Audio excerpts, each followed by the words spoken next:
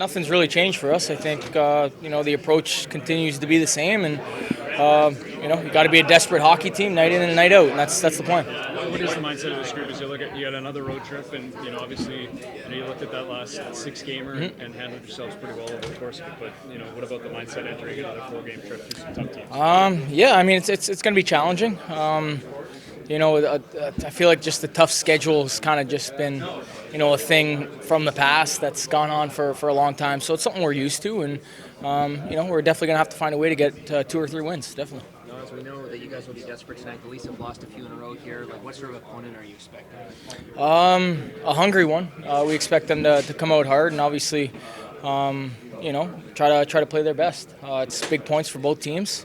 These are obviously ones that we kind of need to have. So, it should be a good hockey game. What can you learn from what happened in Calgary? Is there anything you can take from that game and apply tonight, change against them?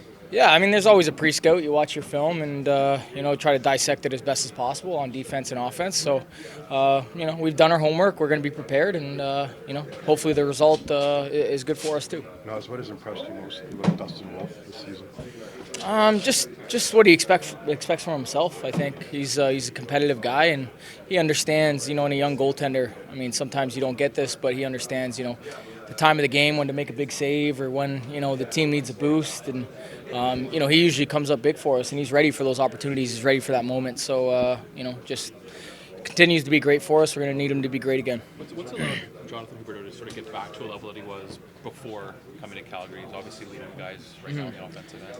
I don't know. I think he's getting a little more puck luck. Maybe in the past he had some opportunity to score and they just kind of weren't finding the back of the net. Where this year I think it's the opposite, where he's working hard and he's earning his chances, and he's making good on them and putting them in the back of the net. So for a player of his level. And for his skill level, I think just seeing a couple bounces drop your way can go a long way. Did you see weighing on him in the last couple of years, or just you're used to getting to a certain level and then you're just not? Yeah, definitely. I mean, that's natural habit. That's natural instinct. When you're a great player and you want to score and you want to contribute offensively and it's not going your way, it can be quite easy to get discouraged sometimes. So I'm really happy with the way he's been playing. It's been a pleasure to play with him. You got Martin on the other wing here tonight. You've had him before, flying up and down the side. Just what about what he can add and maybe what he did add in third period the other night? Just creating havoc. I mean, it's nice to play with a guy like that because he understands exactly what he's got to do out there. He creates some space for Johnny and I, and I think we can read well off of him because he's very predictable in what he does and makes it easier for us. So he's got great speed and he's got an offensive touch to him too. What do you think of the idea of expanding overtime beyond 5 minutes? I don't know if I love that. As a guy that plays in overtime, I mean, throughout the course of 82 games, I think that sounds very exhausting. So we'll take the shootout. Will Rasmus be hearing it from you over about that play this game? Yeah. Hopefully you could throw that on TV today, Mark, or something. We'll get it out there. Raz is a great friend of mine. It's always nice to try to dance him and make him look bad occasionally. So I'm feeling good today. Are you stay in touch with anybody here in Toronto, players or staff or anything like that? Of course, everybody. Yeah, definitely.